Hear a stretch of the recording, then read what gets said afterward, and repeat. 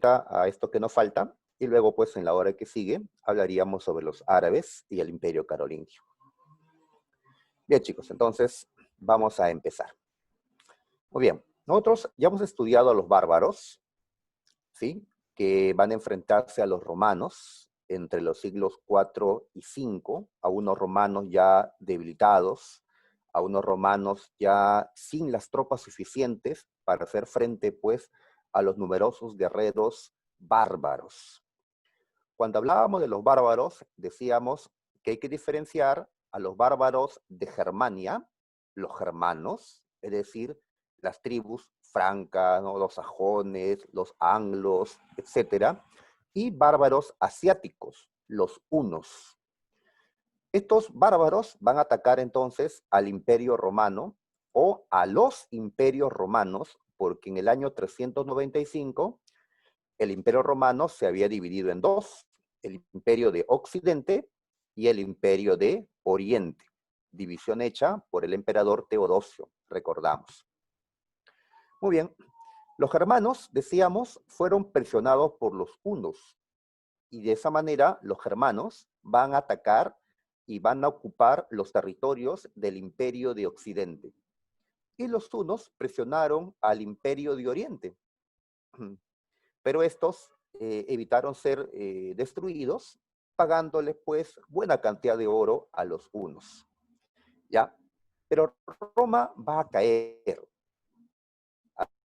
Así es, ¿no? Habíamos hablado de las características de las tribus germanas, características que luego serán trasladadas a Europa Occidental cuando estos germanos dominen Europa. Habrá una mezcla, ¿no?, entre lo romano y lo germano en adelante en la historia europea, ¿no? Habíamos visto que los germanos atacaron al Imperio Romano porque necesitaban tierras, ya que su población había aumentado, porque el clima estaba mal, había un descenso de las temperaturas, y porque fueron presionados por los hunos, como dijimos hace un momento. Nos habíamos quedado en esta imagen, en esta ya, diapositiva. Decíamos que los romanos habían sido atacados, habían sido derrotados inclusive en varias batallas. La primera batalla en la que ellos cayeron fue la de Adrianópolis, donde fueron derrotados por los visigodos. Y a esta batalla, a esta lucha, se le considera la que da inicio a estas invasiones violentas de parte de los bárbaros. Como vemos, allá a finales del siglo IV. Muy bien. El Imperio Romano Occidente comenzó a perder sus territorios. ¿Ya? Los visigodos se apoderaron, decíamos, de Hispania, de España actualmente. Los francos se apoderaron de lo que hoy es Francia, y así el Imperio de Occidente iba reduciéndose, quedando únicamente Italia. Señalábamos que los hunos, dirigidos por Atila, casi destruyeron Roma, casi tomaron Roma, e iban a poner fin pues a esta historia. Sin embargo, en dos ocasiones, los romanos se salvaron de los hunos, de Atila. En una primera ocasión fue en la batalla de los Campos Cataláunicos, en la que los romanos se aliaron con los germanos, con visigodos, con francos, etcétera, y lograron detener la expansión de los hunos en Europa Occidental. Y la segunda vez fue cuando Atila y sus hunos entraron a Italia, pero el Papa León I, como se ve en esta imagen, logró convencer, no sabemos de qué manera, tal vez entregándole un fuerte tributo, o hablándole de las pestes que se estaban desarrollando en Italia, como para atemorizar a Atila, o que Atila estaba enfermo ya, porque Atila va a morir poco después de esto. La cuestión que Roma se volvió a salvar con la intervención de la Iglesia Católica, hizo Atila y su sartén de Italia. Muy bien. Sin embargo, le va a llegar su fin a Roma de todas maneras. En el año 476, Roma, la capital del Imperio de Occidente, que en verdad ya prácticamente no era ningún imperio, pero formalmente todavía lo era, en el año 476, Roma va a caer tomada por los bárbaros. ¿Por qué bárbaros? Por germanos. por la tribu de los érulos, ¿ya? Los érulos, dirigidos por Odoacro, van a apoderarse de la ciudad de Roma, ¿ya? ¿Quién fue el último emperador de Roma? Pues Rómulo Augustulo, un emperador de apenas 15 años. Rómulo Augustulo no fue matado, no lo mataron. Lo van a derrocar, le van a quitar pues la autoridad, lo van a encerrar, y Odoacro se convirtió en el rey de Italia. Odoacro no tomó el título de emperador de Occidente, de emperador romano. Así que el último emperador romano o el último emperador de Occidente fue Rómulo Augustulo. A pesar que algunos dicen que no, porque Rómulo Augustulo en verdad era un usurpador, ya que su padre había llegado al poder por la fuerza. Sin embargo, en todos los textos se acepta que Rómulo Augustulo fue el último emperador. ¿Ah? Así es. Rómulo, como se llamó el primer rey de Roma, ¿no? Y Augustulo, como se llamó el primer emperador de Roma. Bueno, ese se llamaba Augusto, este es Augustulo, es decir, el pequeño Augusto, ¿no? Ya que no se compara pues al gran Augusto o Octavio que hemos conocido antes. Y así entonces desaparece el Imperio Romano de Occidente, ¿ya? Muy bien, pero no toda Roma ha desaparecido. Sabemos que el Imperio Romano de Oriente todavía ha sobrevivido. Los hunos ahora ya no son una amenaza porque Atila ha muerto, y de esa manera, pues, ha sobrevivido el Imperio Romano de Oriente, al que vamos a conocer como el Imperio Bizantino en unos momentos. Bien, ahora, Odoacro y los érulos se apoderaron de Italia, pero solo unos años, ¿ya? 10, un poquito más de años después, Italia va a ser tomada por los ostrogodos. Ellos, dirigidos por su rey Teodorico, tomaron Italia. Entonces, en este mapa de los reinos bárbaros, observamos que Italia, esta parte en verde, en sí fue muy poco tiempo un reino de los érulos. Va a ser más tiempo un reino de los ostrogodos, ¿ya? Quienes llegaron un poco tarde y se apoderaron de esta zona. Entonces, en el mapa podemos observar los reinos bárbaros, los reinos que los germanos van a dominar a partir del siglo V, en esta nueva historia que llamamos la Edad Media. ¿Sí? Recordemos que la Edad Media empezó con la caída de la ciudad de Roma. Profe, pero acá está Roma. Claro, Roma todavía va a subsistir, pero ya no va a ser capital de ningún imperio. Muy bien, entonces en el mapa observamos los reinos bárbaros. ¿Ya? Como vemos, ya ha desaparecido el imperio de Occidente. Ya no está. ¿Ya? Así es. Mientras estaba vivo el imperio de Occidente, toda esta zona era una sola políticamente. ¿Sí? Un emperador gobernaba sobre todo este territorio. Así que decimos que con estas invasiones se ha roto la unidad política de Europa Occidental. ¿Ya? Así es, esa tendencia de Europa de ir dividiéndose, partiéndose. ¿Ah? A pesar que Europa es un continente pequeño, ¿cuántos países en Europa existen pues actualmente? Más de 30. Ya, más de 30, imagínate su compañero, pues entonces, antes había unidad, ahora pues vemos que se ha roto, ¿no? Muy bien, ubiquemos a los reinos, a ver. En el norte, en Britania, o en Gran Bretaña, como le llamamos ahora a esta isla, o en el Reino de Inglaterra, como también le podemos llamar, se establecieron los anglos y los sajones, formando 7 reinos, que en el siglo X se unirán y formarán pues el reino inglés. En lo que los romanos llamaban las Galias, pues allí se instalaron los francos, ya en esta zona que con el tiempo le llamaremos Francia. Ajá. Y también estas flechitas que nos indican que los francos no solo van a dominar el norte de lo que actualmente es Francia, sino también la parte sur. Porque con los años los francos dominarán a los alamanes, a los burgundios, y le quitarán este pedazo a los visigodos. Y así los francos dominarán un territorio mayor. En sí, de todos estos reinos bárbaros que se han formado, ¿cuál fue el más fuerte? ¿Cuál fue el más importante de estos reinos bárbaros? El El Franco. Franco, así es.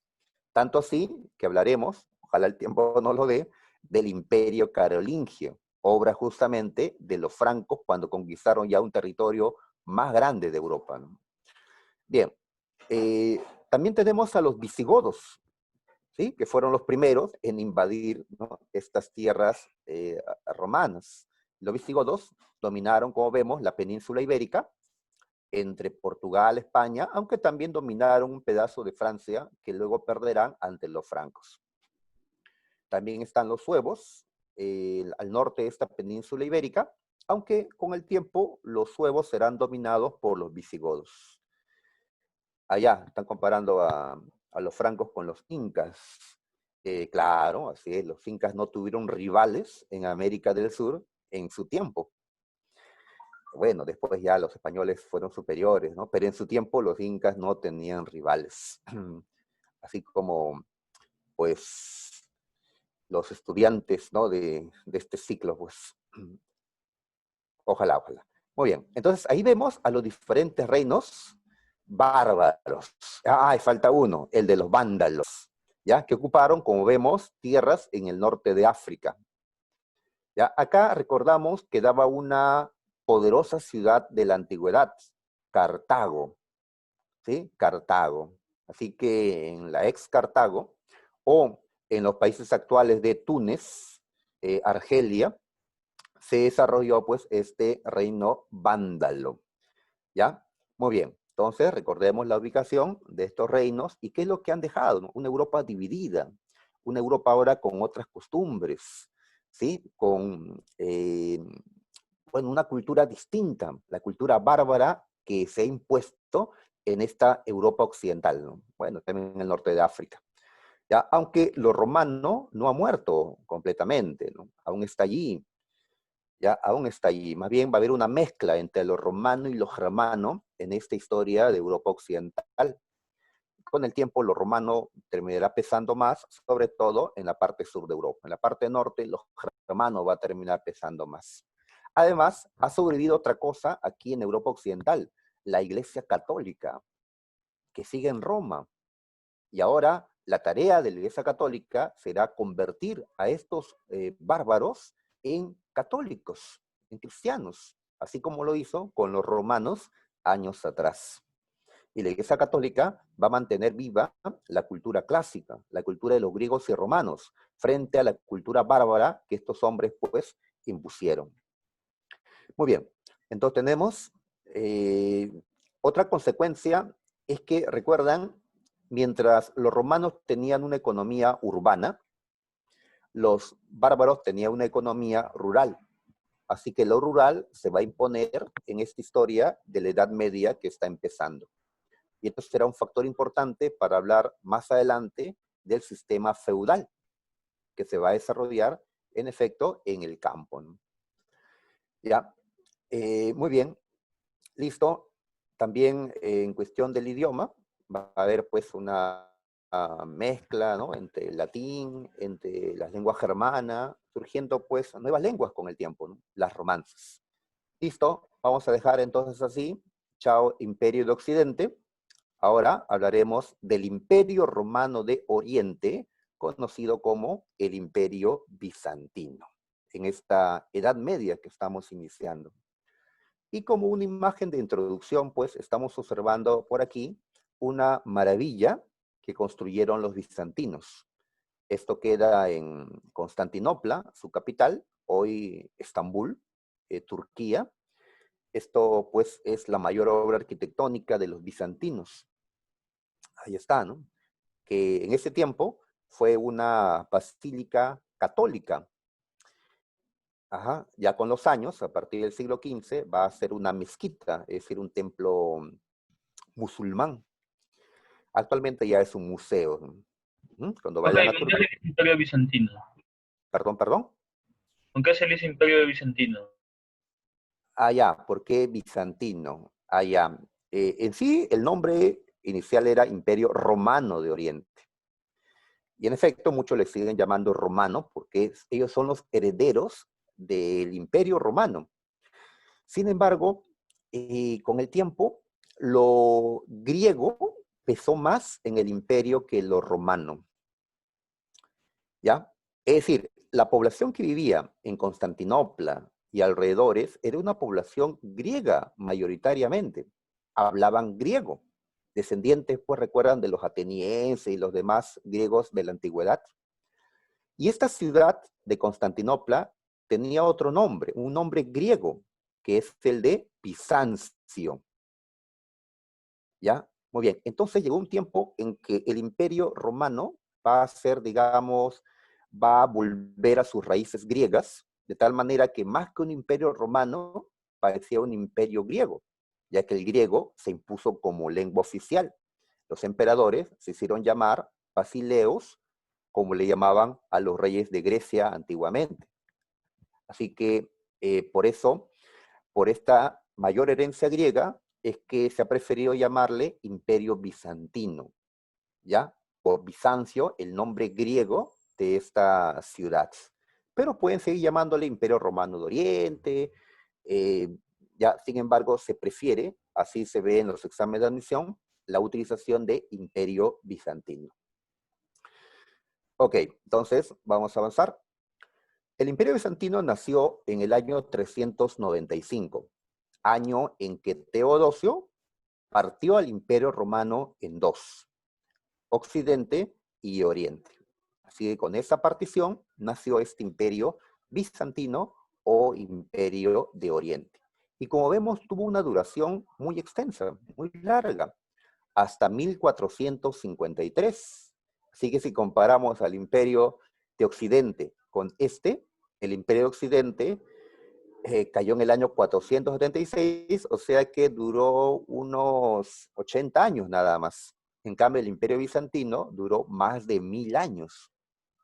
Y sorprende la duración de este imperio, ¿no? El Imperio Incaico duró apenas 90 años, ¿sí? Más o menos como el de Occidente, ¿no? El Imperio Bizantino tiene una larga duración. Y así imperios que han durado mucho tiempo, como el Imperio Chino que vimos en el seminario la semana pasada, ¿no? Bien, entonces el Imperio Bizantino o Romano de Oriente surgió en el año 395, siendo el padre, el creador de este imperio, Teodosio. Aunque el primero que lo gobernó fue el hijo de Teodosio, llamado Arcadio, al que Teodosio le dio justamente el gobierno del Imperio de Oriente. ¿Ya? Muy bien, Arcadio fue su primer emperador, por lo tanto. Bien, el Imperio Bizantino, a ver, veamos su ubicación, busquemos un mapita, a ver, por acá, acá está un mapa. Entonces, ¿cuál es la ubicación del Imperio Bizantino? Pues primero, de su capital. Su capital le estamos llamando Constantinopla, ¿ya? Le llamamos así porque esta ciudad fue fundada, recordamos, por el emperador Constantino, ¿ya? Sin embargo, Constantino fundó esta ciudad sobre las ruinas de otra ciudad, de una ciudad griega llamada Bizancio. Así que esta ciudad tiene dos nombres. Constantinopla, nombre romano, y Bizancio, nombre griego. ¿Ya? Como al imperio le estamos llamando bizantino ya, entonces a la capital le voy a llamar Constantinopla, ¿ya? Para manejar ambos términos. Actualmente no se llama ni Constantinopla ni Bizancio. Actualmente se llama Estambul a esta ciudad. ¿Ya? ¿Qué es eso, no? ¿Ya? Ya quisiera ya que ponga mi nombre a alguna ciudad, ¿no? O mi apellido, bueno. Ok, ahí está entonces. ¿Dónde ubicamos a Constantinopla? En la península balcánica. Claro, así es, en la parte este de esta península, muy cerca a Asia. Esta parte es Asia Menor. ¿Sí? Europa termina justo en Constantinopla. ¿Ya? Aquí. No se ve, pero hay un estrecho. O sea, hay una separación entre Europa y Asia por este lado, ¿no? ¿Ya? Muy bien. Entonces ahí está la ciudad. ¿En qué país queda esta ciudad actualmente? Pues en el país de Turquía. Como veremos después, los turcos se van a apoderar de estas tierras años más tarde. y acá queda Turquía actualmente. ¿Ya? Muy bien. Ahora, pero el imperio bizantino, que en sus inicios era de este tamaño, todo esto que está en marrón, ocupaba la península balcánica, ¿sí? En Europa, así es, ocupaba Cercano Oriente, y también ocupaba el norte de África, Egipto, fundamentalmente. Como vemos, el Imperio Bizantino nació con territorios en los 3 continentes, Europa, Asia y África. Pero, profe, acá hay más territorios. Es que con los años el Imperio Bizantino va a apoderarse de otros territorios. ¿Ya? Así es, este es el mapa de la gran expansión bizantina. Aunque si vemos otros mapas posteriores, veremos un imperio bizantino pequeño, solo de ese tamaño. Así que este imperio nació así, se expande, pero luego fue perdiendo poco a poco territorio. Poco a poco. ¿Ya? Bien, entonces estamos viendo la ubicación del imperio bizantino. ¿Ya? La economía. Bien, decíamos que este imperio va a estar en medio de 3 continentes. ¿Y cómo uno aprovecha, pues, esa situación? Al estar en el centro, puede convertirse en intermediario entre lo europeo, lo asiático y lo africano. Es decir, Constantinopla va a ser una ciudad que va a comercializar los productos de Asia en Europa, los de Europa en Asia, y así. El comercio internacional va a ser la base de la economía bizantina. Y la ciudad de Constantinopla fue la ciudad comerciante más importante de esta Edad Media, hasta que ya más adelante surjan otras ciudades, como Venecia, ciudades de Italia, que van a desplazarla. Pero mayormente fue Constantinopla la principal ciudad comerciante. Y tan importante era el comercio bizantino, así es, era un nexo entre Europa y Asia, ¿correcto? Un nexo comercial, cultural también. Tan importante fue el comercio de los bizantinos en el mundo medieval, que su moneda, llamado el besante o el Byzantius, esta moneda de oro, pues va a ser utilizada por diversos pueblos como una divisa actualmente. ¿Ya? Era una moneda internacional entonces en esos años. Muy bien, sigamos. Ya han pasado décadas desde la caída del Imperio de Occidente.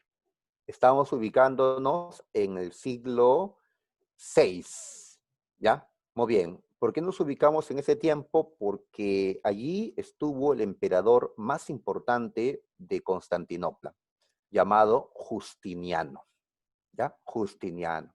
Él fue el principal basileus, como se le conoce en griego al emperador, ¿ya? El más importante de los montón que hubieron, pues, en más de 1000 años de historia, ¿no? Ahora, lo que buscaba el imperio de Oriente era volver a unirse a lo que era el imperio de Occidente, restaurar la unidad del imperio romano que había existido hasta el siglo IV, ¿no? Pero en Occidente están los bárbaros, los reinos bárbaros. Sin embargo, Justiniano va a buscar conquistarlos y de esa manera restaurar la unidad. Fue el primer gobernante que buscó eh, restaurar esta unidad imperial. ¿Ya? Así que en el mapita, estas líneas nos indican que Constantinopla pues va a hacerle la lucha a estos pueblos, a estos reinos bárbaros. ¿Ya? Muy bien. Ahora, casi Justiniano no lo hace, casi hasta fue sacado del poder. Antes que se den estas guerras de conquista, hubo una revuelta, una rebelión popular en Constantinopla llamada la Revuelta de Nicá. Nicá no es una persona, Nicá es, como se señala, un término para decir a la victoria, ¿no? Venceremos, algo así, ¿no? Un grito de lucha, ¿no? ¿Ya? Como se hace cuando ocurren protestas, ¿no? O luchas populares como estas. ¿Por qué la revuelta? Porque el Estado estaba recaudando fuertes impuestos a la población. Ten en cuenta que este imperio necesitaba de estos recursos para mantenerse. Así que la revuelta de Nicá va a ser una revuelta antifiscal, ¿sí? Contra los impuestos. Y cuentan que cuando estalló la revuelta allá en Constantinopla, pues Justiniano, que era todavía un joven emperador, tuvo miedo por su vida, quiso escapar, ¿ya? Pero su esposa, Teodora, ¿ya? Lo detuvo y prácticamente su mujer le dijo, oye, ponte los pantalones, ¿no? Tú eres el emperador, ¿no? Ya, enfréntalos.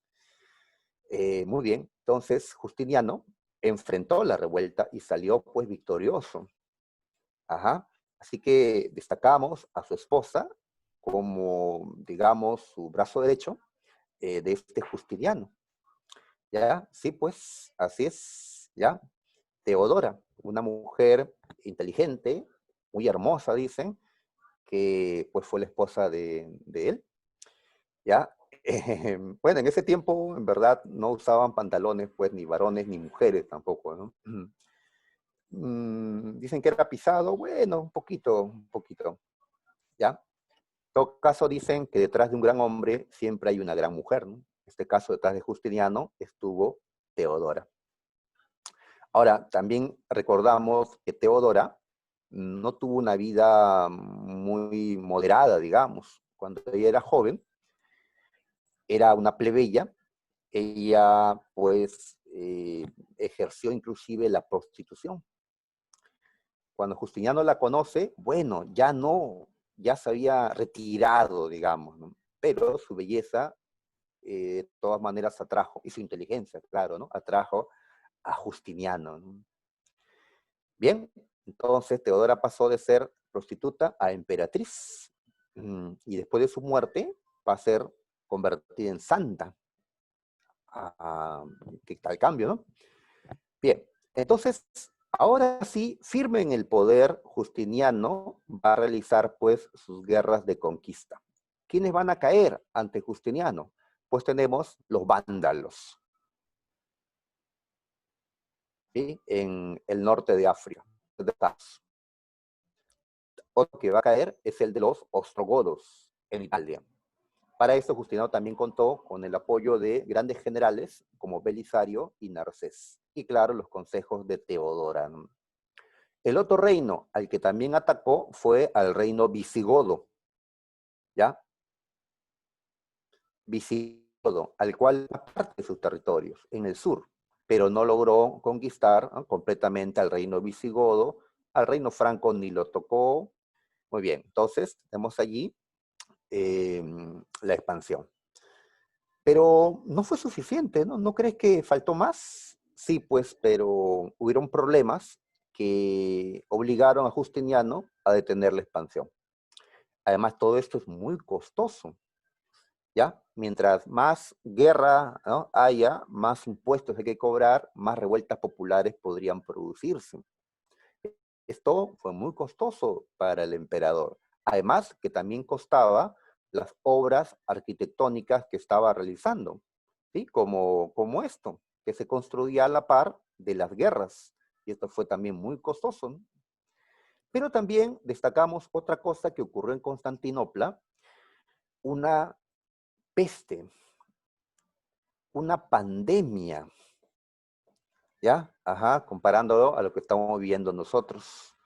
Una peste. Ahora, ¿qué nombre le han puesto a esta enfermedad? Pues la han llamado la peste de Justiniano. No porque Justiniano fuera, ¿no?, el que dejó la peste, ¿no?, sino porque se dio cuando él era emperador, ¿no? ¿Ya? Así que Constantinopla, como se puede ver, ¿no?, en una imagen que encontramos en internet, pues va a ser atacado también por una enfermedad que trajo un montón de muertes. Así es, ¿no? Lo que nosotros vivimos con el COVID-19, pues ellos lo vivieron con una enfermedad. Ahora, ¿esta enfermedad cuál habría sido? Se cree que fue un antecedente de la peste negra o bubónica que golpeó Europa posteriormente, ¿no?, allá en el siglo XIV. Pero esta peste negra golpeó varias veces, dicen los europeos, como en este siglo VI, cuando gobernaba Justiniano, ¿ya? O también los golpeó los europeos Antes, cuando recuerdas, Atenas era líder en tiempo de Pericles, así que en distintas, y nos toca pues a nosotros vivir también una, ¿no? Fruto de ello, estamos acá sentados frente a una máquina, pues, cuando debíamos estar, pues, en un aula, ¿no? Mirándonos las caras directamente. Bien, entonces, esto también debilitó el imperio. Dicen que murieron millones con esa peste. Probablemente igual que los muertos en la peste negra. Estamos hablando de, pues, tal vez 20 millones, pero no hay cifras, no hay estadísticas, pues, de ese tiempo, ¿no? Entonces el imperio se debilita con la peste, con los excesivos gastos, ¿no? Las guerras, las obras, y por eso se detuvo la expansión. Más adelante, tras la muerte de Justiniano, no solo no van a conquistar más, sino que van a comenzar a perder territorios. Cuando los lombardos le quiten el norte de Italia, o cuando los árabes, todas las tierras en África y gran parte de Asia. Con el tiempo, el imperio perderá Italia, todo África, cercano Oriente y conservará solo un pedazo nada más. ¿Ya? Todo esto ya tras la muerte de Justiniano, que se salvó también de la peste. ¿Sí? Bien, de todas maneras, el mapa nos muestra la máxima expansión del imperio bizantino allá en el siglo VI. Otra obra que ha sido pregunta de admisión es el Corpus Juris Civilis. ¿Ya? Por acá lo observamos. Este cuerpo de derecho civil, o este código, es un código de leyes civiles, es una obra de Justiniano, claro, porque es el emperador de ese tiempo. Aunque la obra en sí fue realizada por un jurista, es decir, por alguien que conoce de leyes, llamado Triboniano. ¿Ya? Muy bien. Este Corpus Juris es una obra monumental de derecho que está dividido en 4 libros. Sí, ¿qué pasó con mi voz? ¿Se escucha? Profesor, se ha bajado un poco el volumen. Se bajó el volumen.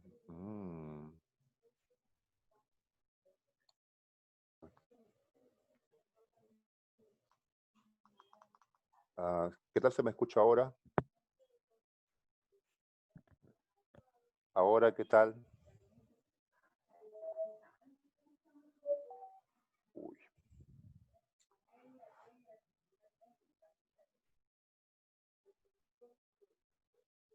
Sí, tendría que desconectarlo y conectarlo.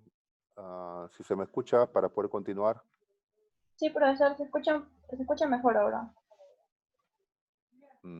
Ya. Ok. Bien, si falla, me vuelven a decir para conectar y desconectar, ¿ya? A ver. Entonces, sigamos. A ver, una parte, y tal vez el más importante, es el Códex, ya que es una recopilación de las leyes romanas, desde tiempos del emperador Adriano. Y aquí están entonces las distintas leyes que los romanos fueron ya, digamos, compilando en los códigos que existieron en el Imperio Romano. El digesto. El digesto lo que recopila no tanto son las leyes, sino dice las obras de interpretación sobre las leyes que hicieron los juristas romanos, o jurisconsultos, como se le llama al que es experto en leyes. Por aquí alguien estudiará derecho, tal vez se convierta pues en un jurisconsulto, es decir, un científico del derecho, un estudioso, ¿no?, que va a publicar libros de derecho. Así que la recopilación de las obras de los juristas romanos está contenido en el digesto. Y esto era tomado en cuenta para que los jueces tomen decisiones, leían las interpretaciones que hacían los expertos en derecho. Ahora, pero todo esto es del pasado. Las leyes nuevas, las leyes de la época de Justiniano, van a estar en las novelas, ¿sí? Nuevas leyes significa ese término. Pero como todo esto es demasiado voluminoso, ya se va a crear otro texto que es un resumen de todo esto. Ese resumen se le llama las institutas, un manual para los estudiantes de Derecho, para que puedan entrar de una manera más fácil al conocimiento de todo lo que era el derecho romano. Y de todo esto, lo que usamos hasta ahora, al menos los que van a estudiar Derecho, son las institutas, que nos piden que lo leamos en el curso de Derecho Romano, pues los que van a estudiar Derecho lo van a leer seguramente. ¿Y por qué destacamos esto? A ver, hemos dicho que nosotros utilizamos mayormente las leyes romanas, de origen romano. Pero si Roma ha caído, ¿cómo llegó el derecho a nosotros? Pues gracias a que Justiniano, Triboniano y los bizantinos conservaron el derecho romano. ¿Ya? Y como este imperio duró 1000 años, así que lograron pues que durante toda la Edad Media se conserve el derecho romano. Y ya en la Edad contemporánea, moderna, contemporánea, pues ya otros recogerán también este corpus juris. No piensen que es una constitución, ¿ah? No existe ese tipo de constitución. Era un código de leyes, no es lo mismo. ¿Ya? Bien, tenemos unas imágenes, tenemos a Justiniano. Esta imagen vino en una pregunta de admisión de San Marcos. Está Justiniano al centro y a su costado vemos hay autoridades religiosas, ¿sí? Seguramente obispos, ¿no? Católicos, en el tiempo todavía eran católicos los bizantinos. Al costado hay autoridades del Estado, más allá hay militares.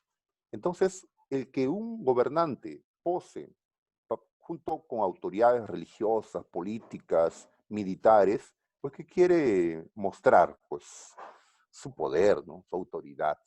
¿Ya? Ya luego observamos la pregunta sobre esta imagen que San Marcos colocó. Bien, tenemos a Santa Sofía, la peste, eso ya lo hemos mencionado. Identidad griega, lo que decíamos al inicio.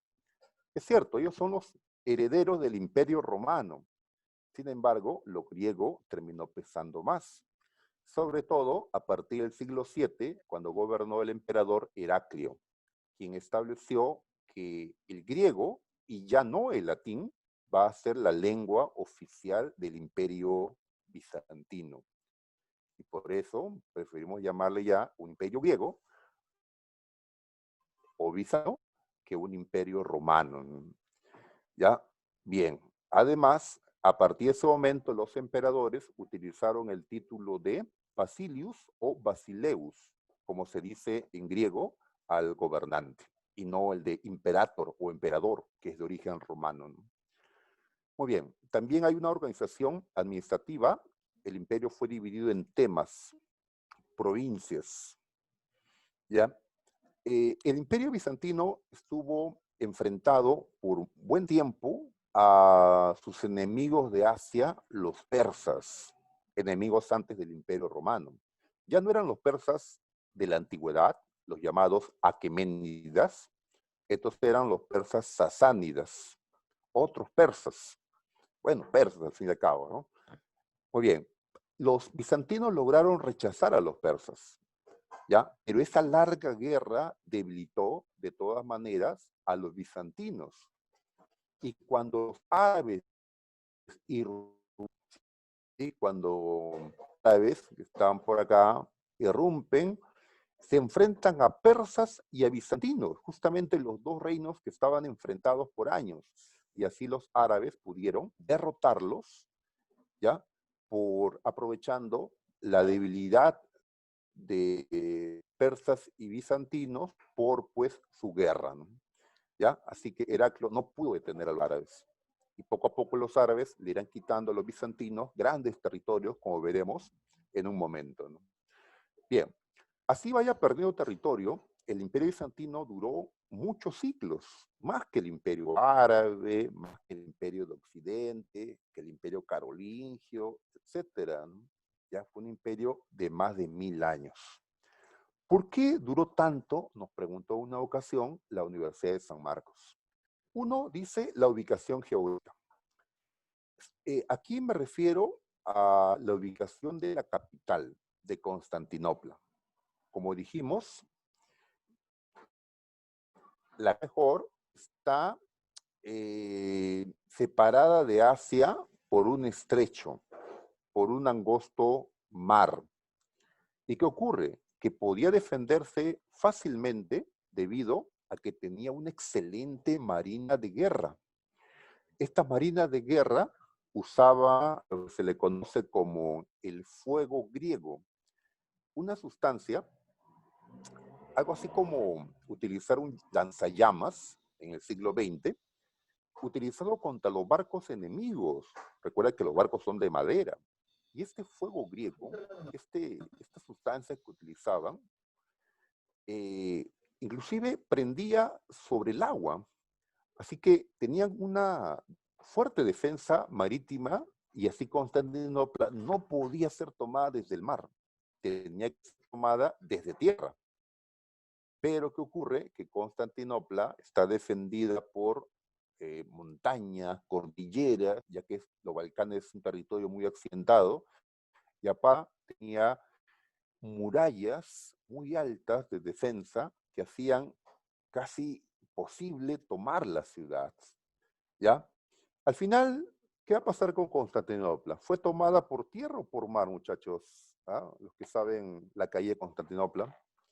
Al final va a ser tomada por tierra, pero ya en una época, 1453, cuando ya habían cañones, armas de fuego, y frente a eso, las murallas ya no sirven como en el pasado, ¿no? Así que se podía defender la capital. El imperio tenía unidad, había una adecuada diplomacia. ¿Recuerdas cuando, por ejemplo, Atila presionó al imperio bizantino? Pues fueron a conversar con él, a ofrecerle un tributo anual. Diplomacia, ¿no? ¿Sí? No siempre la guerra es la única opción, ¿no? Se puede recurrir, pues, a conversaciones para ver, pues, qué se puede brindar, ¿no? A cambio, ¿no? Y al final, pues, los unos cayeron. El imperio bizantino, no. La unidad religiosa, ya que se difundió el catolicismo por este imperio. Y más adelante, cuando ellos cambiaron el cristianismo católico por el cristianismo ortodoxo, pues se mantuvo la unidad con la religión ortodoxa. El desarrollo comercial, que le generaba riqueza al Estado, y cuando ya estaban por caer, allá en el siglo XI, las cruzadas salvaron al imperio bizantino.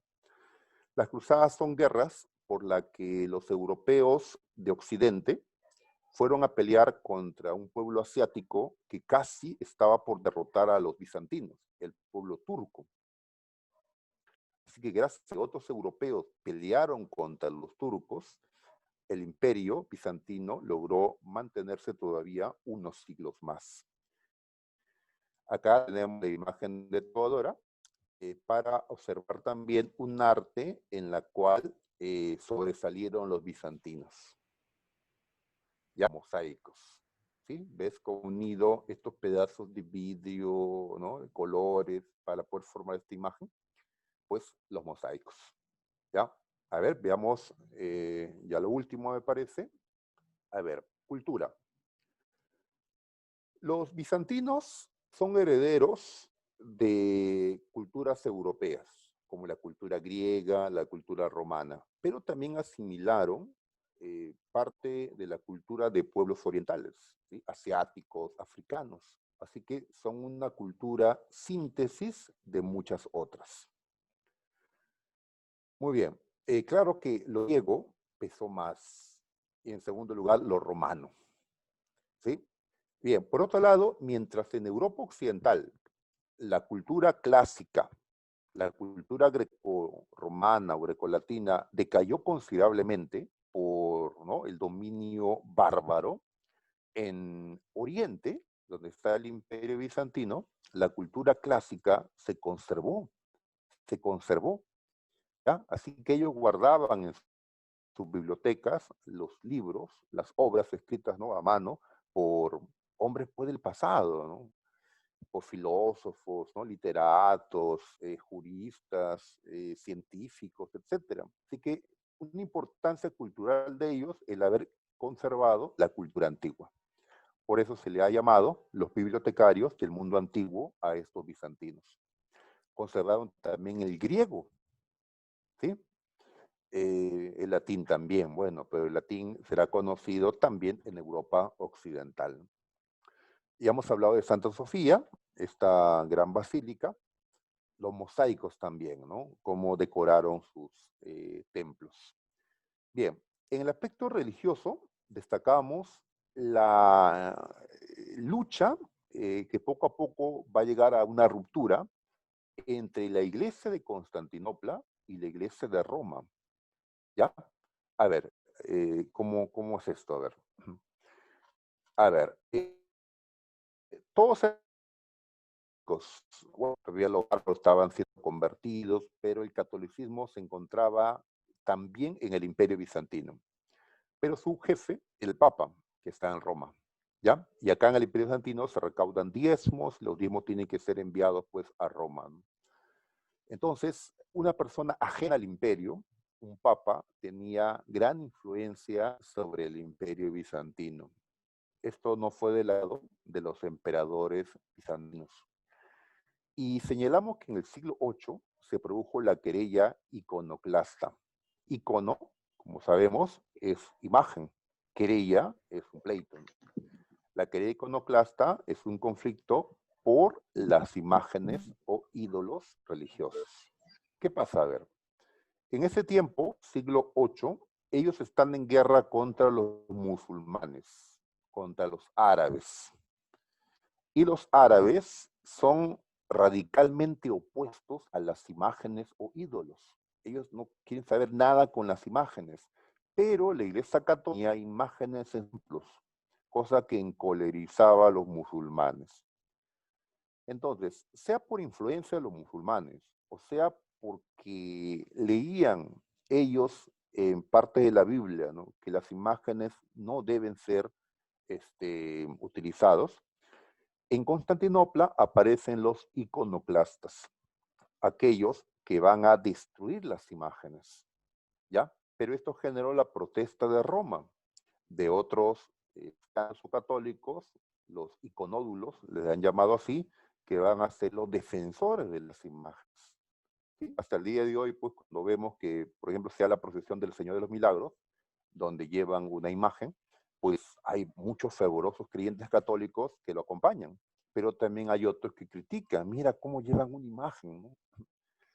Pues entonces igual fue un hito en ese tiempo, ¿ya? Y esto es un antecedente de la futura ruptura religiosa entre la iglesia de Constantinopla y la iglesia de Roma. Esta ruptura ya se produjo en el siglo XI, en el llamado Cisma de Oriente, que vemos en ya en este mapa, ¿sí? Ahí está, dice, el cisma del año 1054 es el cisma de Oriente. Es decir, la iglesia de Constantinopla decide ser autónoma de la iglesia de Roma, ya se separa. Y como se separa el imperio de Oriente o la zona oriental, le llamamos el cisma de Oriente. Entonces en Constantinopla la iglesia va a tomar ahora otro nombre, Iglesia Ortodoxa o griega ortodoxa, ya que los ritos se van a realizar en griego, no en latín, como es en la Iglesia Católica, ¿no? Entonces vemos en el mapa una ruptura. Por acá tenemos el mundo católico en Occidente y por acá el mundo ortodoxo, ¿sí?, en Europa Oriental y en Asia Menor. De tal manera que hasta el día de hoy, los países que se encuentran acá, ¿no?, desde Grecia hasta Rusia, pues cristianos ortodoxos mayormente. En cambio, los que están en Europa Occidental son cristianos católicos, aunque claro, también habrán protestantes con el tiempo, ¿ya? Entonces, esta imagen corresponde al cisma de Oriente, ¿ya? En la cual también está involucrados los diezmos. Ahora los diezmos ya no van a Roma, se quedan en Constantinopla. Y como aquí la iglesia depende del Estado, el emperador podrá hasta hacer uso de estos ingresos. Así que también esto fue un conflicto entre el emperador y el papa, entre el Basileus y el papa. También, claro, hay diferencias teológicas, es decir, en creencias. No son lo mismo, ¿no?, las iglesias. Por ejemplo, los ortodoxos no tienen un papa. Tienen un patriarca. En la actualidad tienen varios patriarcas. Es decir, no tienen una autoridad absoluta como sí lo tienen los católicos. ¿Ya? O hay ideas distintas, como por ejemplo los católicos creen en el purgatorio, en cambio ellos no. O inclusive yo recuerdo cuando iba a una misa y me persinaba, me decían que me persinaba mal, ¿ah? Ya que hacía mi señal de la cruz mal. ¿Cómo lo hacen? Hacia arriba y luego hacia dónde, izquierda o derecha. Pues ya un católico cómo se persina, ¿no? Se persina de izquierda a arriba, primero arriba, luego a la izquierda, derecha y después abajo, ¿no? Pero yo me persinaba al revés, ¿no? Arriba, a la derecha, izquierda, abajo, ¿ya?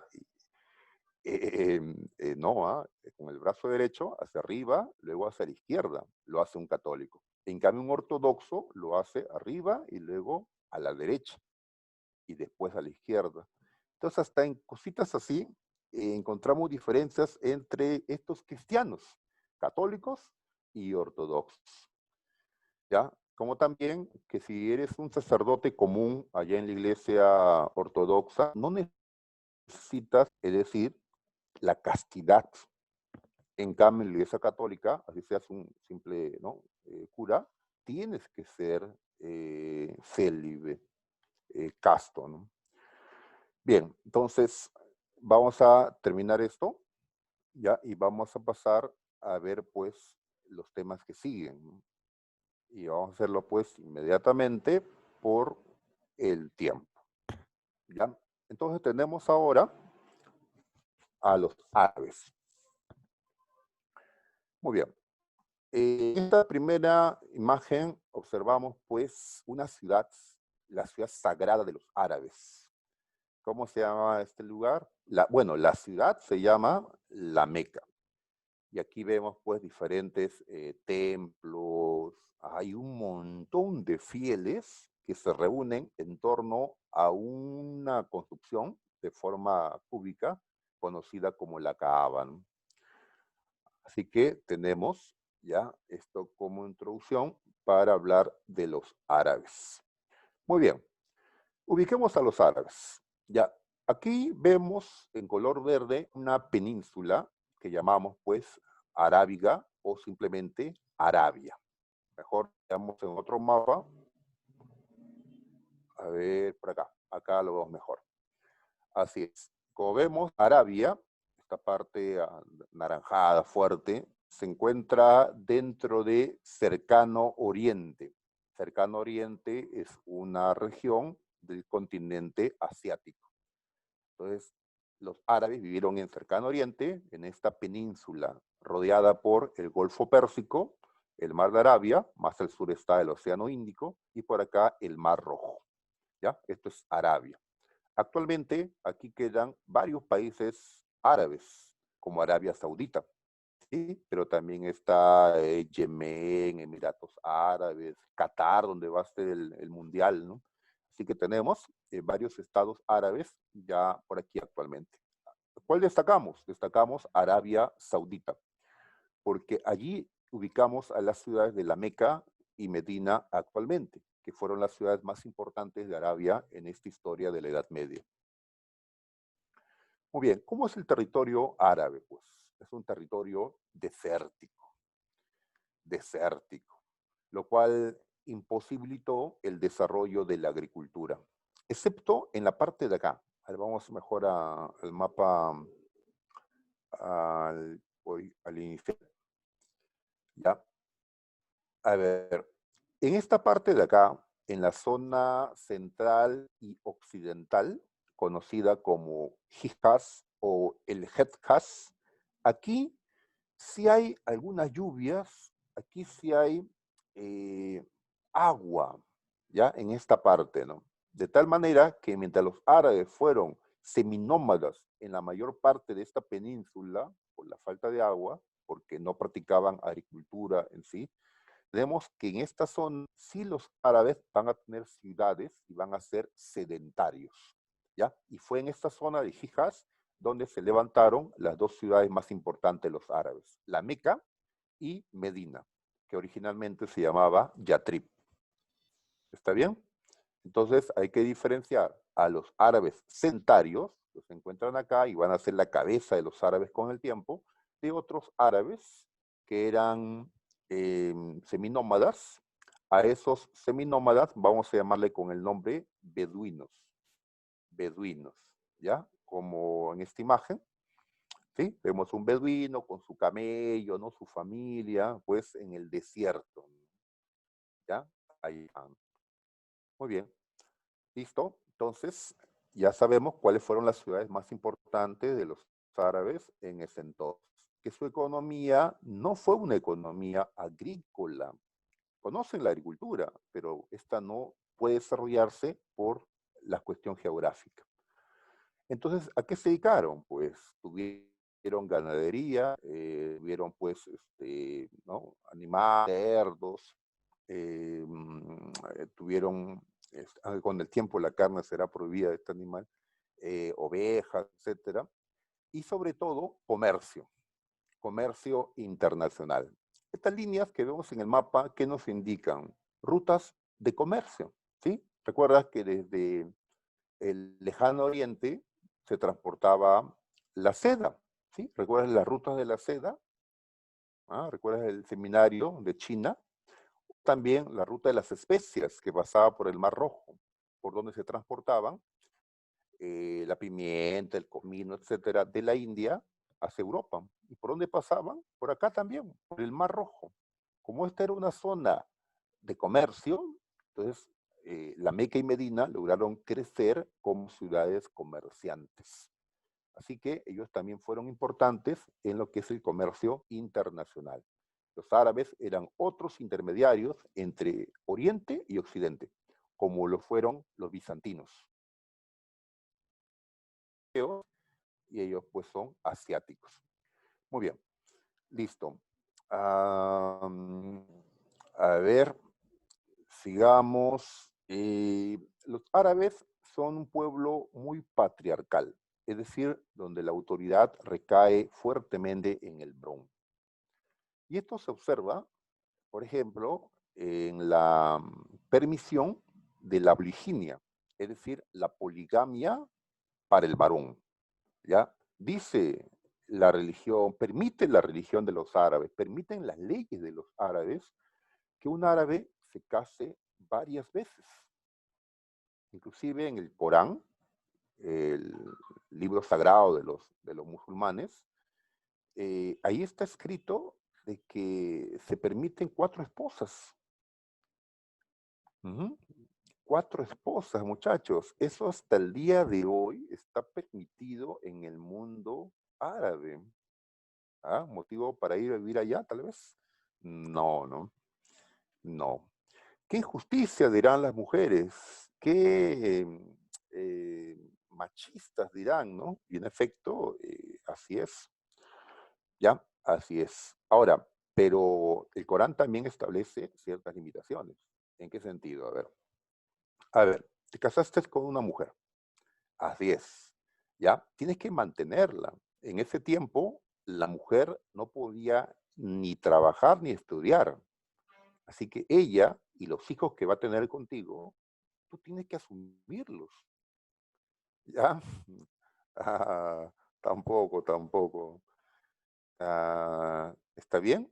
Ahora, si te casas con una segunda mujer, no sé, tal vez envejeció pues la primera, no sé, pues te casas con una segunda mujer, ¿qué ordena? ¿Qué se ordena? Que le den lo mismo a la segunda mujer que a la primera. Así que si a la primera le diste una casa, le pusiste muebles, joyas, qué sé yo, a la segunda le tienes que poner lo mismo. Si te casas con una tercera, lo mismo. Obliga a tratar por igual a las mujeres, a las esposas y a los hijos. Es decir, no sale a cuenta económicamente. De tal forma que lo normal es que un hombre común, árabe, pues tenga una sola esposa. Ya si eres pues un hombre muy rico, ahí sí puedes llegar a tener pues varias, pues puedes darle lo mismo a todas. Además recuerda que tendrías 4 suegras. Y eso ya es suficiente para desanimarse con la poligamia, ¿no? Ok, entonces, y también podemos ver este patriarcalismo en el sentido de que los varones no dejaban que afuera miren a sus mujeres, a sus hijas, ¿no? Hermanas, esposas. Así es. Entonces vemos aquí esta imagen donde la mujer tiene que cubrirse el cabello, que es algo pues hermoso, ¿no? En la apariencia femenina, ¿ya? Que tiene que cubrirse el cuerpo, porque una mujer solo puede mostrar su belleza, dicen, ¿no? Estos árabes, solo a su pareja. En casa puedes mostrar lo que quieras, pero afuera tienes que cubrirte, ¿ya? Entonces vemos acá diferentes prendas que se usan en distintos lugares del mundo árabe. Tenemos, por ejemplo, la chador o la hijab, donde se muestra el rostro. En sí, está permitido mostrar el rostro, pero no el cabello o el cuerpo. O también puedes mostrar las manos, ya, los pies, pero no pues el resto del cuerpo. Aquí ya exageran. Con la niqab solamente se pueden ver los ojos. ¿Ya? Muy bien, sí, pues imagínate con 4, ¿no? Lo más económico, muchachos, lo más ahorrativo del mundo es ser fiel, como están por acá, ¿no? Escribiendo, ¿no? A ver, entonces, vemos acá ya la prenda más exagerada de todas, la burka, perdón, donde ni los ojos se le puede ver. Ella sí puede ver, porque acá tiene un paño transparente para ella. Pero mira, ¿qué tal las prendas? Así es, señoritas, ¿se vestirían con alguna de estas ropas árabes? No, no, acá en Occidente, no, no. Ok, así que hasta ahora se mantiene por tradición estas vestimentas en ciertos lugares, pero como todo el mundo ya se ha occidentalizado, se ha liberado, ¿no? De cuestiones pasadas, eh, pues ya no lo vemos en general, esta moda entre el mundo árabe. Ahora también la mujer puede trabajar, estudiar ya en el mundo árabe. Seguramente, ¿no? Seguramente. Bien, ahora eh, la religión, el gran aporte de los árabes al mundo, el Islam. Claro, porque el Islam es la segunda religión más importante del mundo, después de la cristiana. Me refiero al número de fieles. Hay más cristianos en el mundo y, en segundo lugar, creyentes del Islam. Esta religión es monoteísta, es decir, acepta un solo Dios. Fue fundada por Mahoma, ¿ya? O Mohammed, dicen otros. Mahoma fue el más grande profeta y el último profeta, según esta creencia, el último gran profeta de Alá, de Dios. Ellos en su idioma árabe no dicen Dios, dicen Alá. Alá significa Dios. ¿Ya? Alá no es un nombre propio, no es el nombre de Dios. Alá es una palabra que se traduce como Dios. ¿Está bien? Ahora, las religiones, algunas le han puesto nombre a Dios o a los dioses, ¿sí? En este caso, ellos no le han puesto nombre a Dios, ya que dicen Alá, y Alá no es un nombre propio. Alá simplemente significa Dios. Pero profe, está en mayúscula, claro. Igual que en castellano, escribimos Dios en mayúscula, ¿no? Ok. Entonces, Mahoma no es Dios, ni hijo de Dios. Bueno, todos son hijos de Dios en general, pero no es de naturaleza divina, como si se le consideró pues a Jesucristo. ¿Ya? Muy bien, esta religión nació en el siglo VII, dado por Mahoma, en la Meca, en Arabia Saudita, actualmente. San Marcos nos preguntó en una ocasión, ¿qué significa Islam? Islam significa sumisión a Dios, ya que lo que nos piden pues es someternos a la voluntad de Dios, cumplir pues sus normas, vivirnos como Dios quiere y no como nosotros queremos. Bien, ahora, es una religión monoteísta, pero ya existían religiones monoteístas, la judía y la cristiana, ¿sí? La cristiana era la católica. Ya hoy pues existen diferentes ramas del cristianismo, pero en ese tiempo solamente existía la rama católica. La rama ortodoxa va a surgir todavía en el siglo XI con el cisma de Oriente. Por ahora habían cristianos católicos y judíos, ¿sí?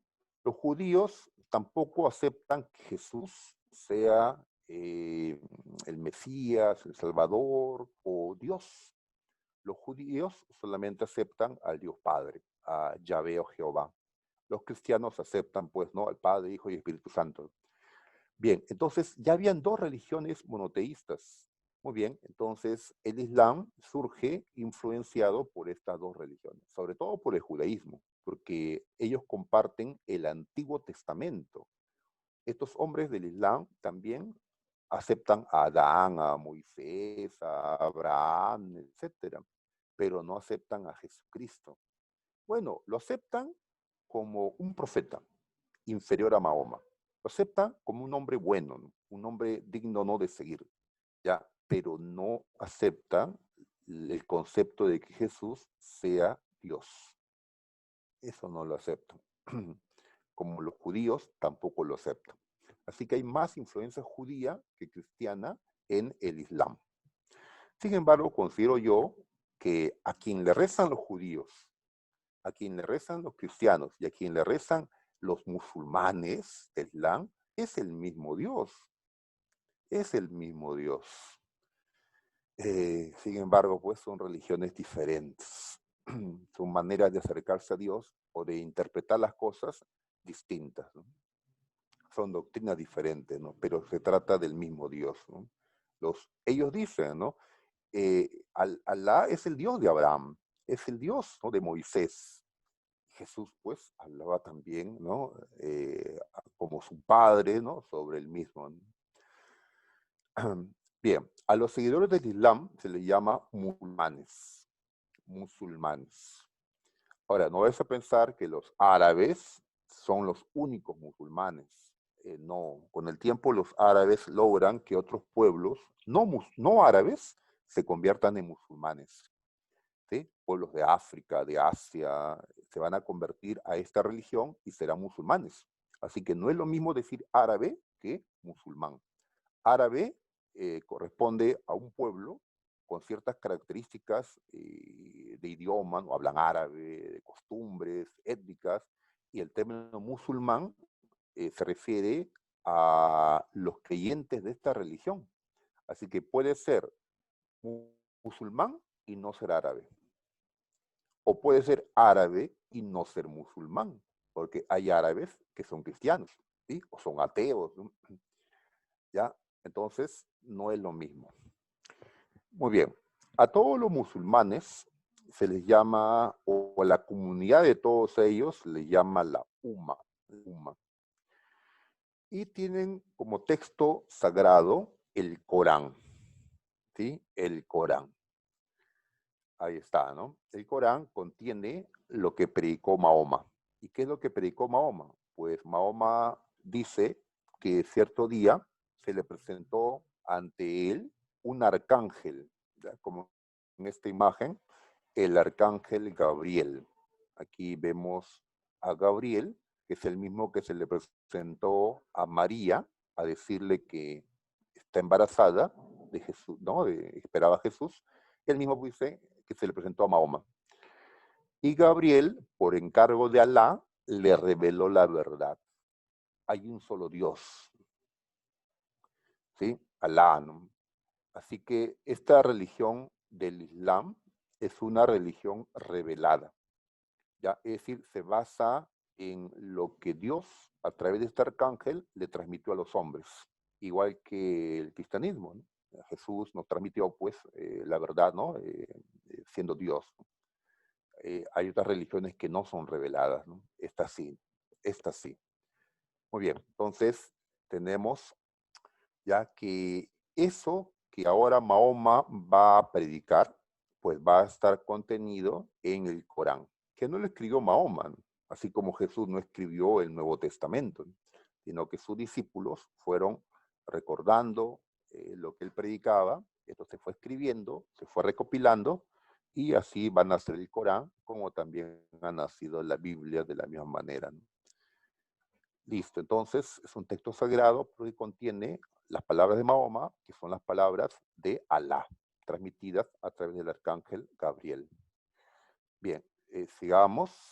A ver, para que seas musulmán, tienes que aceptar estos 5 pilares, 5 normas fundamentales. Si aceptas la primera, ya eres musulmán, ya que la primera es la más importante. ¿Qué dice? A ver, dice la fe.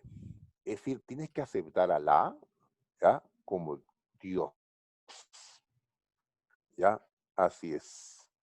Ten en cuenta que en ese tiempo los árabes eran politeístas. Entonces, lo que se exigía es que aceptes únicamente a Alá como Dios. Por eso, este es el principio más importante.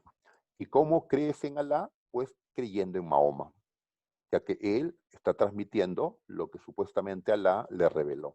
¿Ya? Muy bien, ahí está el pilar más importante, como fue pregunta de admisión de San Marcos. ¿Qué pasa si crees en Jesucristo?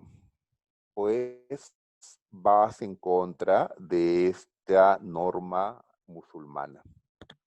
Así es, ya que para ellos Jesús no es Alá. Así que cristianos y musulmanes no comparten por eso, ¿no?, la religión. La oración. Ellos rezan 5 veces al día de manera obligatoria, de manera pública, y lo hacen en dirección a la Meca. La Meca es una ciudad, la ciudad sagrada de estos musulmanes. En esa ciudad queda una mezquita, acá está su nombre, ¿sí?, en árabe, está la mezquita, y en su interior está esta construcción llamada la Kaaba. Uno se nota, está acá en letras negras, Kaaba. Luego seguramente lo vamos a encontrar. ¿Ya? Ahí está, ¿no? Entonces la gente se reúne. Aquí están mirando a la Kaaba, pero donde estén, en cualquier parte, ¿no?, del mundo donde estén, pues tienen que rezar en dirección a la Meca. Así que si estás en Medina, tienes que rezar ya arrodillado en dirección al sur. ¿Ya? Muy bien, la Meca.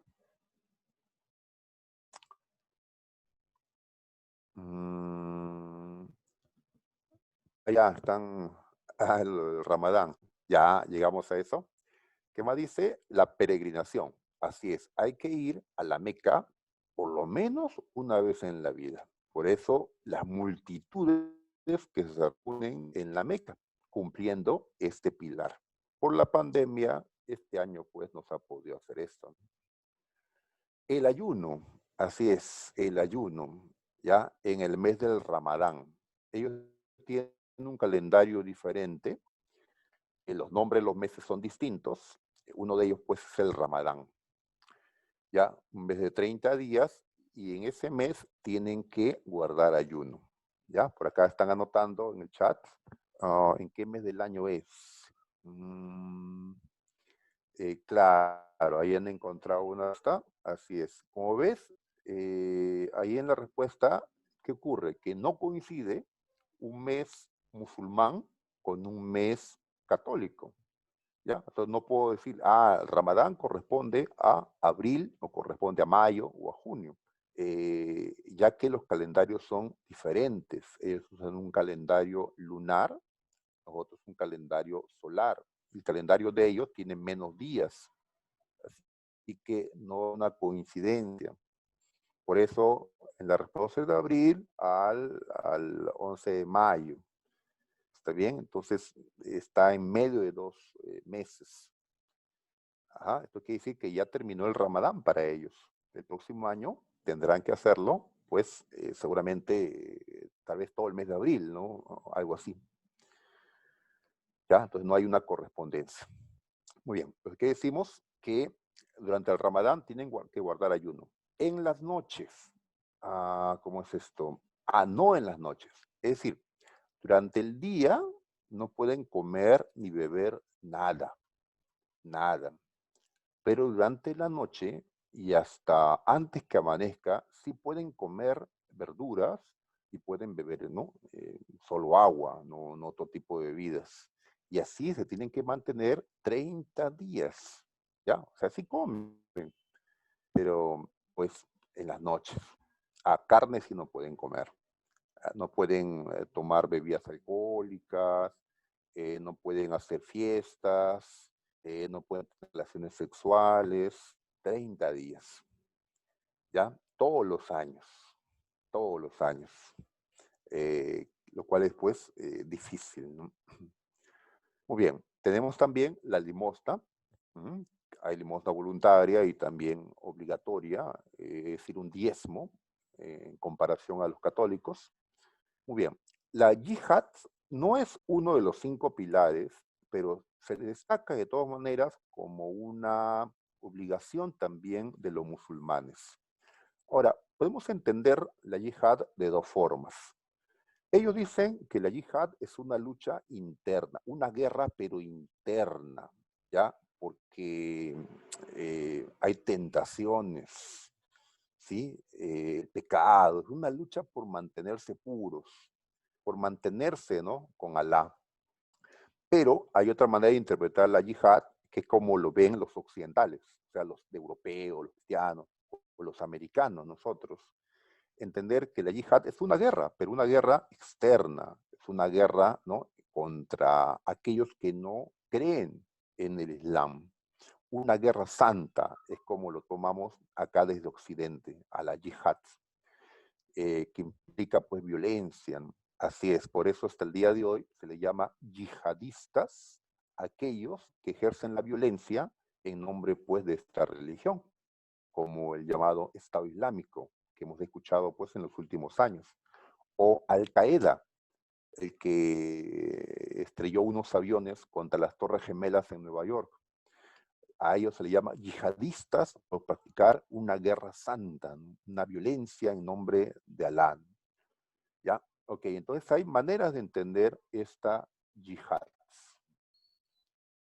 Bien, sigamos. Mahoma. A ver. Bien, entonces Mahoma predica el Islam, allí en la Meca. Pero como dicen, uno no es profeta en su propia tierra, igual le pasó a Jesús, lo persiguieron en Jerusalén. Mahoma optó por huir de la Meca, ya que la familia que dominaba en la Meca, los llamados Quraysh o Koreishitas, ellos eran los comerciantes más ricos de la Meca, los que dominaban esta ciudad, y además eran los guardianes de la Kaaba. La Kaaba era ese templo cubierto con telas negras. En la Kaaba existían ídolos de diferentes dioses, porque eran politeístas. Y Mahoma, ¿qué decía sobre esos ídolos? Tienen que ser destruidos. Solo tienen que quedar en la Kaaba una piedra negra, que habrá sido un meteorito, que según ellos es un regalo de Alá. La piedra negra sí que se conserve, porque representa a Alá, pero los demás ídolos tienen que ser destruidos. Y estos Quraysh no van a permitir que se destruyan estos ídolos, que además eran ídolos de otros pueblos con quienes hacían comercio. Y no es agradable que otros vean cómo destruyen sus ídolos. Entonces, los Quraysh, al ver que Mahoma tenía seguidores y que podría tentar el poder, ya lo van a perseguir, quisieron matarlo, de tal manera que Mahoma, ¿qué fue lo que hizo? Huyó. ¿A dónde huyó? Pues huyó de la ciudad de la Meca, donde fue perseguido, a la ciudad de Medina.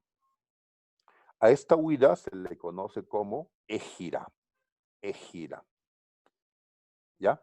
Esta migración. Ahora, mientras en la Meca los comerciantes lo persiguieron, en Medina los comerciantes, los que dominaban en Medina, le dieron todo su apoyo. Claro, o sea, los comerciantes de Medina buscaron aliarse con Mahoma y sus seguidores para dominar la Meca, ya que eran 2 ciudades comerciantes rivales. De tal manera que con el tiempo Mahoma lidera en Medina y con los comerciantes, con la gente de allí, regresa y derrota a los Quraysh, quienes tendrán que aceptar pues el liderazgo de Mahoma a partir de ahora. Por cierto, Mahoma era integrante de esa familia Quraysh, solo que de una rama menor. Y así Mahoma, con apoyo de Medina y ahora también de la Meca, a la fuerza, va a imponerse a los demás árabes de alrededor, enseñándoles que todos eran hijos de Alá, que todos somos hermanos, que deberíamos estar unidos. Entonces, antes todo esto estaba dividido, ahora se va a unificar. Entonces, Mahoma unificó a Arabia en un solo estado. Así es, él quería unir a Arabia, ¿ya? Para unir necesitó de una religión que los considera a todos justamente hermanos, ¿no? El Islam. Así que usó el Islam para la unificación política de Arabia. Muy bien, entonces, como vemos en este mapa, ya, a la muerte de Mahoma, entonces Arabia está unificada, pero aún no es un imperio, es solo un reino. ¿Cuál fue la capital? Pues la capital política fue Medina. La capital religiosa siguió siendo la Meca hasta el día de hoy. ¿Ya? Muy bien. Tras la muerte de Mahoma, quienes van a gobernar Arabia y van a lograr la expansión van a ser los llamados califas. A ver, entonces pasamos de Mahoma a los califas. Entonces le decimos califas a los gobernantes, tanto en lo político como en lo religioso, porque acá no hay una separación entre lo político y lo religioso. ¿Ya? Muy bien. Califa significa sucesor del profeta. Entonces el primer califa fue aquel que gobernó tras la muerte de Mahoma. Fue uno de sus suegros llamado Abu Bakr, ya al costado lo vamos a ver. También hay visires o ministros y emires, gobernadores provinciales, en ese tiempo en que ya se convirtieron en un imperio, ¿no? Bien, el primer califato o la primera dinastía de califas, vamos a llamarle el califato ortodoxo, entre estos años, allá en el siglo VII. Fueron 4 los primeros califas o los miembros del califato ortodoxo: Abu Bakr, Omar, Osman y Ali. ¿Ya? Ellos gobernaron desde Medina, la capital, ¿no?, de Arabia en esos años. Abu Bakr fue el primer califa. Omar es el más importante porque Omar realizó grandes conquistas. Veamos el mapa. A ver, esto fue lo que dejó Mahoma. Omar conquista todo esto: Egipto, Siria, Persia. El reino persa fue derrotado por los árabes. Recuerda que los persas ya habían sido derrotados antes por el Imperio Bizantino, así que eso fue aprovechado por los árabes. ¿Ya? Así que todo esto fue conquistado y así Arabia se volvió un imperio, ¿ya? Con Omar, este califa, ¿no?, conquistador. ¿Ya? Muy bien. Entonces empezó el imperio árabe o musulmán. Con Osman se redactó la primera edición oficial del Corán, ya el texto oficial del Corán. Ali fue el último de estos califas ortodoxos. Él era yerno de Mahoma, es decir, se casó con Fátima, hija de Mahoma, tuvo hijos, ¿no?, con ella, con Fátima. Esos hijos de Ali tenían la sangre de Mahoma, ya que eran sus nietos. Entonces, ¿qué pasa? Que habían 2 grupos en ese tiempo. Los chiitas creían que los califas debían ser necesariamente sangre descendientes de Mahoma. En cambio, los sunitas creían que no era necesario eso. ¿Ya? Basta con que seas parte de la tribu Quraysh, al cual pertenecía Mahoma también, ¿no? Repito, no tienes que tener la sangre. Entonces, poco a poco, 2 grupos de musulmanes van a ir diferenciándose: los chiitas y los sunitas. Hasta van a tener guerras ellos, sobre todo después que sunitas asesinaron a Ali. ¿Ya? Entonces, con la muerte de Ali, acaba este califato ortodoxo, sunitas toman el control, una familia llamada Omeya, de tendencia sunita, tomó el poder. ¿Ya? Y desde ese tiempo hasta hoy, los musulmanes están separados en la rama chiita y la rama sunita. Solo que hay más sunitas. ¿Ya? Esto lo vamos a recordar nuevamente cuando hablemos de los estados árabes ya en el siglo XX. Tal vez hablemos del tema guerra árabe-israelí, también lo vamos a tocar, ¿no? Cuando hablemos de la guerra del Golfo. Así como hay ortodoxos y católicos, o protestantes y católicos, o evangélicos, qué sé yo, ¿no? También entre los musulmanes hay ¿no? Hay ramas también de su fe. Pero igual creen en Alá todos ellos. Bien, pasando, los omeyas tomaron el poder y los omeyas lograron la expansión de los árabes. ¿Ya? A ver, por acá mencionamos que se logró la máxima expansión de este imperio. A ver, regresemos al mapa para observarlo. ¿Qué se conquistó? A ver, este pedazo de África, mira que todo esto de África era de los bizantinos antes, ahora ya no. ¿Ya? Así es, llegaron hasta la India, estos califas omeyas, y también llegaron a Europa. ¿Como ves? Cruzaron por Gibraltar con el apoyo de pueblos africanos llamados moros o bereberes o sarracenos, cruzaron y dominaron España. ¿Quiénes se encontraban acá? Estaba el reino visigodo, que ya eran católicos en este tiempo. Ajá, en la batalla de Guadalete, está anotado, ¿no? Arriba, pues los visigodos fueron derrotados completamente y de esa manera España se volvió musulmana. ¿Cómo se le conoce a la España musulmana? Al-Ándalus. ¿Ya? Así que este territorio era parte del imperio musulmán. Muy bien, pero los musulmanes querían más y siguen avanzando. ¿Y ahora con quiénes van a chocar? Con los francos. ¿Ya? Con los francos, que eran católicos ya también en esta época. ¿Ya? Sí, moros se le llama a los musulmanes africanos. Entonces decimos árabes y moros. En sí, los españoles llamarán con el tiempo moros a todos los musulmanes.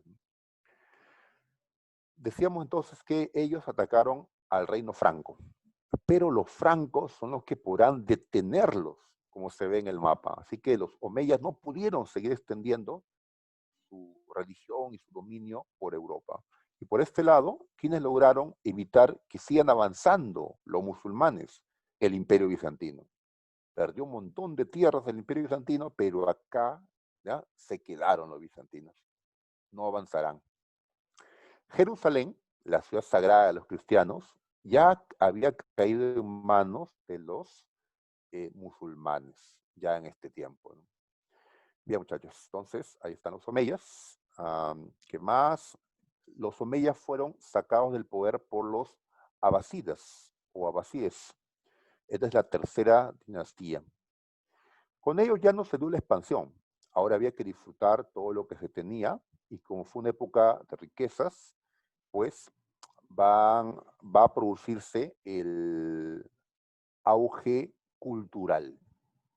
¿Ya? Es decir, las artes, las letras, la ciencia, la filosofía van a florecer pues en este imperio musulmán. ¿Ya? Muy bien. Entonces, en el mapa ya no vemos un mayor crecimiento. Con los omeyas se alcanzó el máximo crecimiento, pero con los abasidas, pues se va a dar el esplendor cultural. ¿Ya? Bien, ya estamos sobre la hora, muchachos. A ver, también el imperio va a comenzar a partirse. La primera parte que se separa del imperio es Al-Ándalus, que se convertirá con el tiempo en el califato de Córdoba, separado del califato de Bagdad. Bagdad era la capital en tiempos del imperio abasida. Así que esta zona se separa, ya que mientras los abasídas tomaron el control del imperio, matando a los omeyas, un omeya sobreviviente asumió el control de este pedazo, ¿no? Abderramán, y así este pedazo se separó. Pero con el tiempo, el Cairo también se va a separar, Egipto se separa, y así el imperio comenzó a partirse, como le pasa a todos los imperios enormes con el tiempo. Las luchas internas terminan partiéndolos. Bien, aportes culturales, ya para finalizar con los árabes. A ver, ellos, igual que los bizantinos, fueron intermediarios culturales, es decir, llevaron lo oriental a Europa. Los inventos chinos, por ejemplo.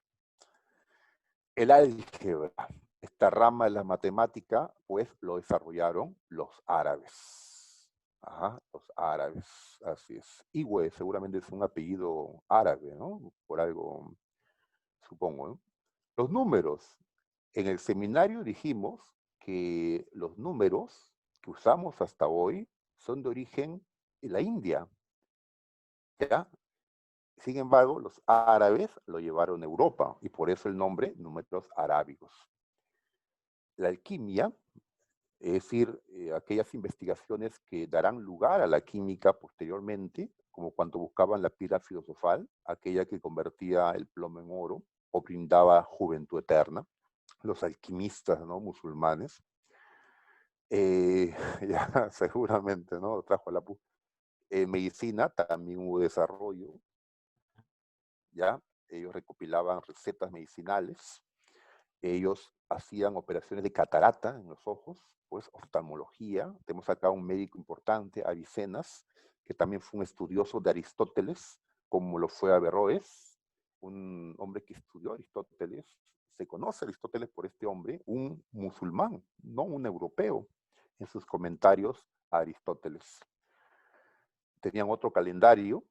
Su calendario empezaba con la égira, la huida de Mahoma a Medina. Recuerda que esto ocurrió en el año 622 después de Cristo. O sea que el calendario de ellos empieza en el año 622.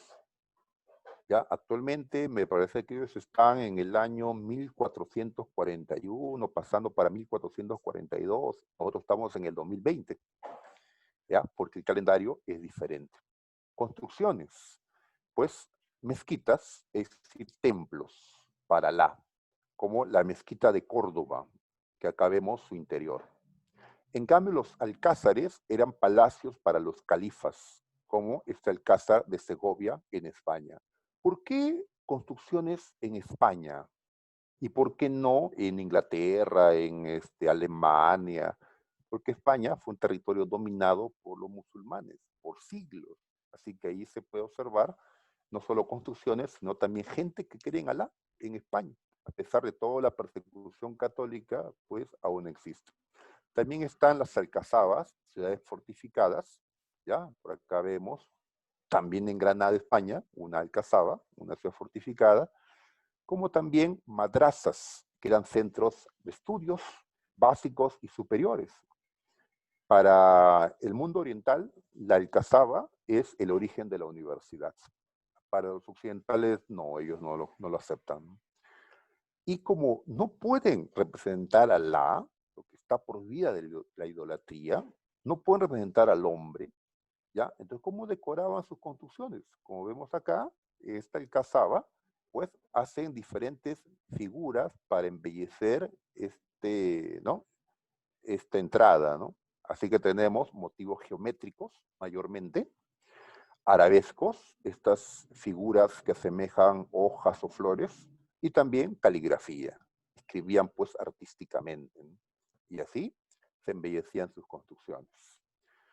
Chicos, pues ya estamos sobre las 12, vamos a quedarnos por aquí, así que queda pendiente el Imperio Carolingio. ¿Ya? Van a disculpar pues el atraso, pero en 2 horas sí lo acabamos, ¿no? En hora y media se nos dificulta un poquito el avance de los temas, ya que Historia Universal es el curso más extenso de todos. Así que muchachos, ya vemos este tema la próxima semana, ¿ya? Como también yo quisiera mandarle las claves en un cuadro de la dirigida domiciliaria para que ustedes cotejen en la medida que van avanzando. Y es para que nos facilite también, ¿no?, el poder nivelarlos. Bien, entonces vamos a terminar aquí, muchachos. Entonces, que tengan buenas tardes. Nos vemos ya, muchachos.